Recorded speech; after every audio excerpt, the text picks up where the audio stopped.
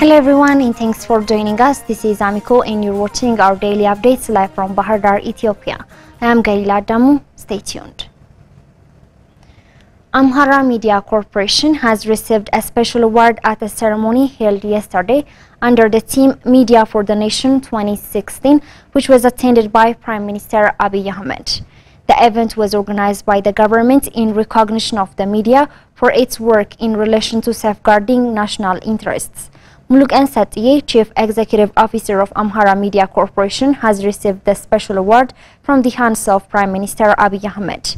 High-ranking government officials, heads of media houses and journalists were in attendance. More than 10 public and commercial media houses received awards from the Prime Minister.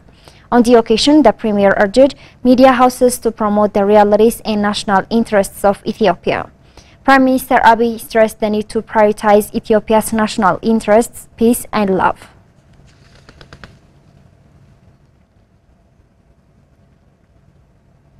Foreign Affairs Minister Taye Asqeselase has conferred with Annette Weber, European Union Special Representative for the Horn of Africa. According to Minister of Foreign Affairs, they mentioned Prime Minister Abiy Ahmed's admirable peace efforts for Sudan while discussing peace and security issues in the Horn of Africa. In this regard, both sides emphasized the need to support Prime Minister Abiy's efforts and the importance of working together to ensure peace in Sudan within the African framework. They also discussed the current situation in Somalia as well as other issues concerning the Horn of Africa and the Red Sea. The two sides concurred that further discussions should be held to strengthen Ethiopia-EU strategic cooperation.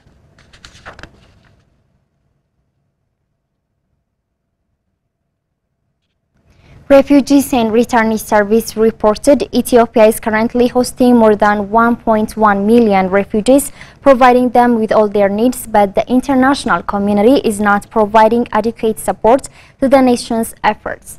Groundwork Anna has the details. A report from National Migration Council indicated that Ethiopia is the origin, transition and destination of refugees of various countries. It is repeatedly disclosed Ethiopian citizens illegally migrate to various destinations at overseas, being subjected to untold agonies and mistreatment. As a result, the government is attempting to reduce the number of irregular migrants and is engaged in repatriating those who are languishing in foreign lands. The Director General of Refugees and Returnees Service, Taiba Hassan, stated irregular migrants have continued to put more pressure on the country. Taiba noted, although Ethiopia is fully engaged in providing services to refugees being hosted in the country, her own citizens, however, are suffering as refugees overseas. መንግስት ለዜጎች ቅድሚያ በሚሰጠው መሰረት ክብራቸውና ደህንነታቸው በተጠበቀ መልኩ ከሳውዲ ሀገር እስር ቤቶች የሚገኙ ዜጎች ወደ ሀገር በሰላም እንዲመለሱ ተደርጓል። ይሄ ጥሩ ነገር ነው። Taiba added the government is currently engaged in repatriating these citizens who are under very difficult conditions by engaging in diplomatic discussions with the officials of host countries. In this regard, Taiba cited the efforts being made by the government to repatriate its citizens who are living in very difficult conditions in Saudi Arabia.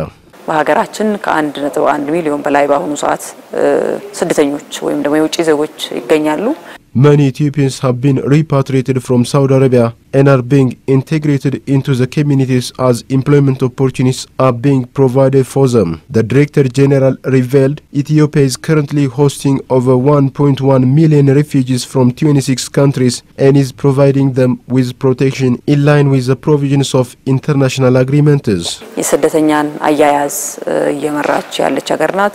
Taiba added, despite Ethiopia's efforts to provide basic services to refugees, due to the increase in the number of refugees across the world, the funds essential to provide them with care and protection is dwindling over time. በዓለም ላይ በርካታ ግጭቶች በርካታ ችግሮች እየተበራከቱ ነው. Conflicts in several parts of the world, poverty and destitution, unemployment have further exacerbated the plight of refugees and increased in their number across the world. The number of refugee and asylum seekers in Ethiopia is also on the rise, the Director General revealed. የተለየ ኢንተርቬንሽን ተከትለን እየሰራን ያለነው. Although providing international support for refugees have now become ever critical, the fund and support needed for providing services to refugees is gradually decreasing. Toiba said, stressing the need for international cooperation to address the challenge. The Director General said Ethiopia is exerting every possible effort at her disposal to address the needs of refugees, and the international community is expected to raise enough funds to support refugees. Toiba concluded Ethiopia has made policy reforms on hosting refugees in her capacity by engaging in a community-based and developmental approach to host and nurture refugees under her protection. According to Ministry of Agriculture, a total of 15.5 million quintals of fertilizer has been imported to the country this production year. Agriculture Minister Girma Mente said that 20 million quintals of fertilizer has been purchased in the year and 15.5 million quintals transported into the country.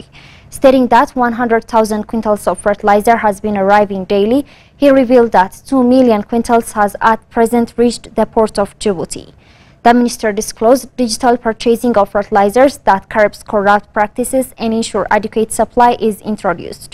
Girma stated activities to implement a digital system that manages the supply chain of fertilizers from Djibouti to the farmers has been underway. Girma added significant progress is also made in seed multiplication to enhance production and productivity by distributing improved varieties. Wheat seed multiplication has, for instance, been carried out using irrigation, and high-quality maize seeds have been distributed to farmers. The minister said seed multiplication of 5 crops that cover 87% of food requirement of the country is underway.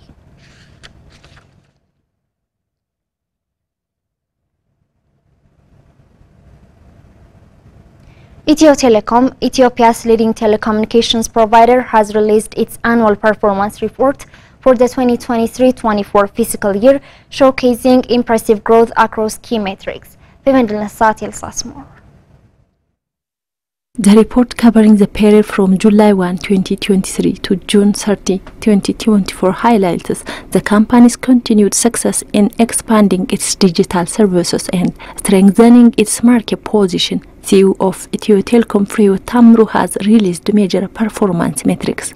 According to her, TELCOM has generated a total revenue of 93 billion birr, making a 21% increase from the previous year. The revenue registered during the concluded fiscal year shows an increment of 16 billion birr compared to the previous year. The company's foreign exchange generation has shown a 20% increase from last year, reaching a total of 198 million United States dollar, achieving 117% of its target. Regarding subscriber base, the company's total subscribers reached 78 million, achieving over 100% of its target for the year.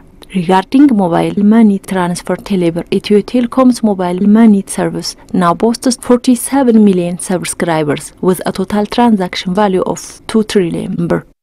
በኢትዮጵያ የዲጂታል ትራንስፎርሜሽን ሂደት ጉዞ ውስጥ ቀዳሚ ወይ መሪ የምንለው ተቋም እንዲሆን የሚያስችለውን ስትራቴጂ ነው ተግባራዊ ያደረግን ያለነው። He was driven by customer demand and prioritizing customer satisfaction in the dynamic telecom market. We have quadrupled our net profit in the last 6 years, solidifying our position as a leading and trusted service provider.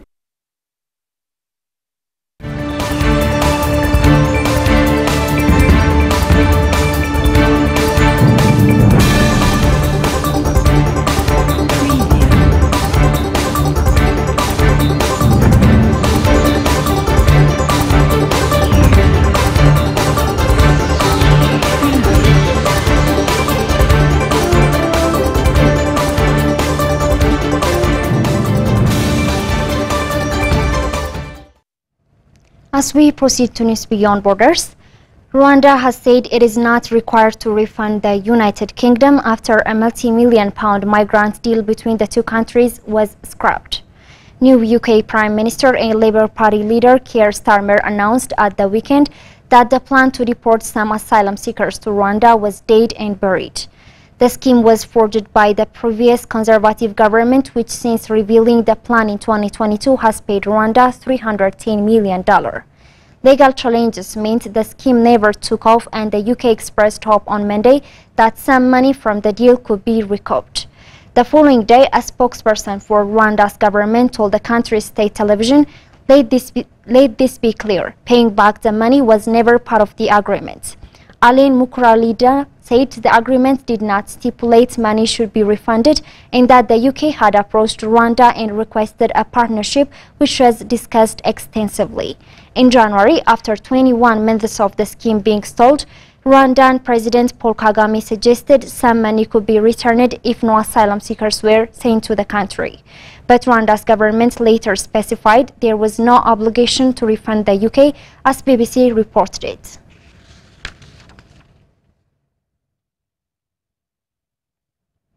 NATO members have pledged their support for an irreversible path to future membership for Ukraine, as well as more aid. While a formal timeline for it to join the military alliance was not agreed at a summit in Washington, D.C., the military alliance's 32 members said they had unwavering support for Ukraine's war efforts. NATO has also announced further integration with Ukraine's military, and members have committed $43.3 billion aid in the next year, including F-16 fighter jets and air defense supports. The bloc's Secretary General Jens Stoltenberg said, support to Ukraine is not charity, it is in our own security interest. The ongoing invasion of Ukraine was top of the agenda at NATO's summit, and a declaration agreed by all members said Russia remains the most significant and direct threat to security, as BBC reported it.